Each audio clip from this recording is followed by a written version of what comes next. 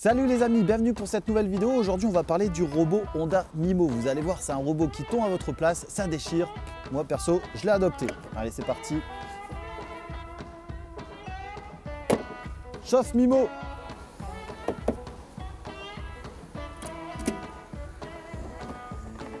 Moi pendant ce temps-là, je vais faire une vidéo.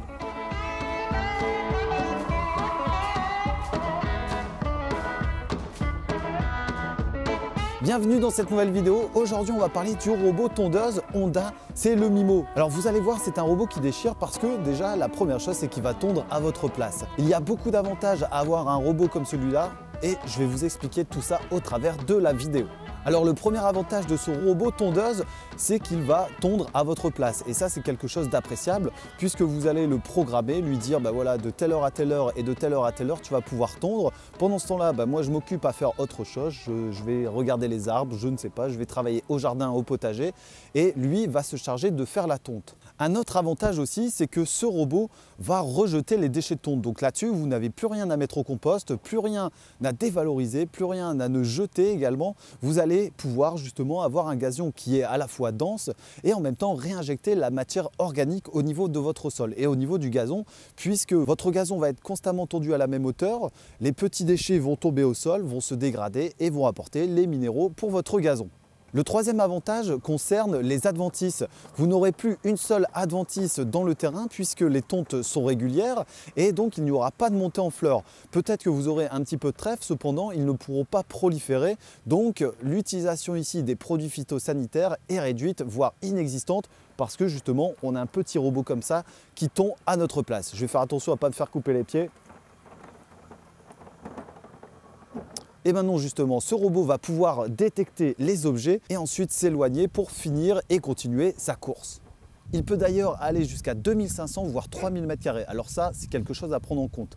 Sachant que ici, quand on effectuait la tonte, il fallait compter environ une bonne heure pour tondre, supprimer les déchets de tonte et ensuite ranger la tondeuse. Ce robot Mimo va vous supprimer justement 1 heure à 2 heures de travail pour dégager du temps et justement aller au potager pour pouvoir planter des courges, des petits pois ou même les tomates.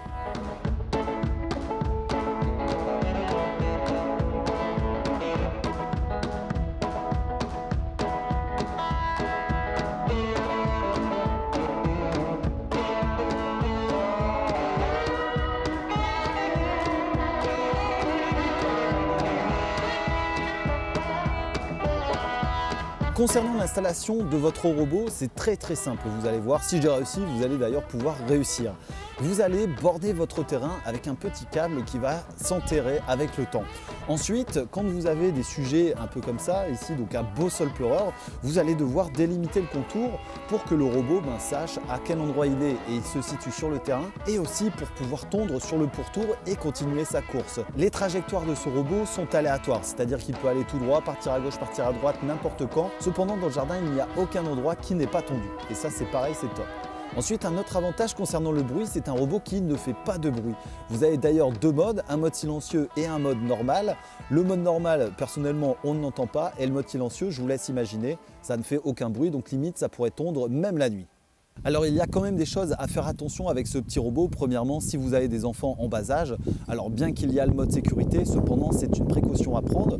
Ensuite, il y a quand même avant la mise en route principale, sachant qu'on peut le brancher toute l'année ce robot et qui va se programmer avec des pourcentages par exemple plus faibles en hiver et plus importants en été pour réduire les fréquences ou augmenter les fréquences de tonte. Cependant, vous allez devoir nettoyer le terrain, essentiellement des branches ou alors peut-être des jouets du chien si vous avez un petit chien à la maison. Bref, vous l'aurez compris, il n'y a que des avantages à avoir un petit robot comme ça à la maison.